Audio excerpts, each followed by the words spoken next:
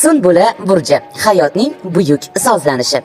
Azizlarim, siz qachondir kuzda vaqt go'yoki sekinlashgandek, ishlar esa 2 barobar ko'paygandek his qilganmisiz? Bu tasodif emas. Haqiqiy osmon xaritasida 17-sentyabrdan 30-oktyabrgacha Quyosh Sunbula burjidan o'tadi. Bu yilning eng uzoq davri, naqd 45 kun. Yaratganning hikmatini anglang. U bizga hayotimizni ideal tartibga keltirishimiz uchun deyarli 1,5 oy vaqt berdi. Agar Arslon davri bayram bo'lgan bo'lsa, Sunbula bu muqaddas poklik va intizom vaqtidir. Sunbula bu shunchaki zerikarli ish emas, bu tartib alkimiyosidir. Bu 45 kun ichida koinot bizga hamma narsani o'z javonlariga terib chiqishga tom ma'noda yordam beradi. Nima qilish kerak?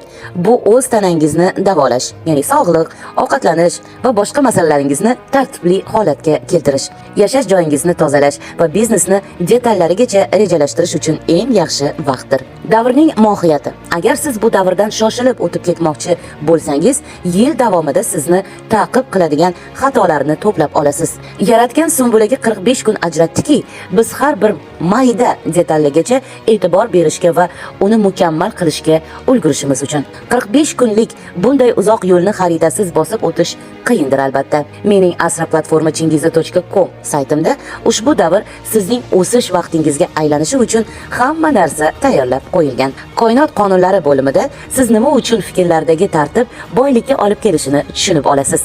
Haqiqiy hisob-kitoblar bo'limidagi kalkulyator esa Sunbula hayotingizning aynan qaysi sohasida diqqat e'tibor talab qilayotganini ko'rsatadi.